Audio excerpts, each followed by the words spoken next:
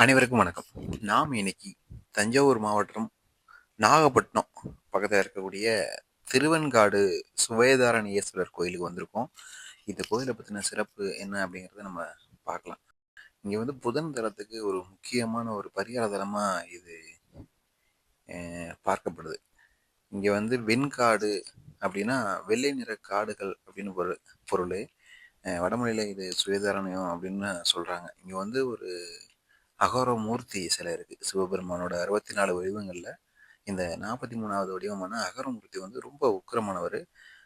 மருத்துவன் அப்படிங்கிற அசுரனை வந்து வதம் செஞ்சதற்காக சிவபெருமான் எடுத்த அவதாரம் இது. இந்த அகரமூர்த்தியை வந்து ஞாயிற்றுக்கிழமை இரவுகளில் நீங்கள் வழிபட்டு வந்தால் நமக்கு இருக்கக்கூடிய எதிரிகள் தொல்லை, திருஷ்டி, பயம் எல்லாமே நீங்கும் அப்படிங்கிறது இங்கே வர்ற பக்தர்களோட அசைக்க முடியாத நம்பிக்கையாக இருக்குது. நவகிரக வழிபாட்டில் இந்த கோயில் வந்து புதன் ஸ்தலமாக போற்றப்படுது. ஜோதிட ரீதியாக ஒருத்தருக்கு புதன் கிரகம் பலவீனமாக இருந்துச்சுன்னா அவங்களுக்கு கல்வி தடைப்படும், ஞாபக மறதி வரும், பேச்சில் தடுமாற்றம் இருக்கும்.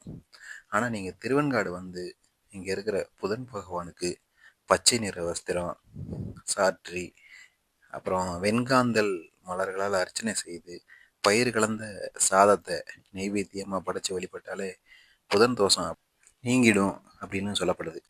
சப்ஸ்கிரைப் பட்டன் ஃப்ரீயாக தான் இருக்குது. நீங்கள் மறக்காமல் அதை சப்ஸ்கிரைப் பண்ணிவிடுங்க.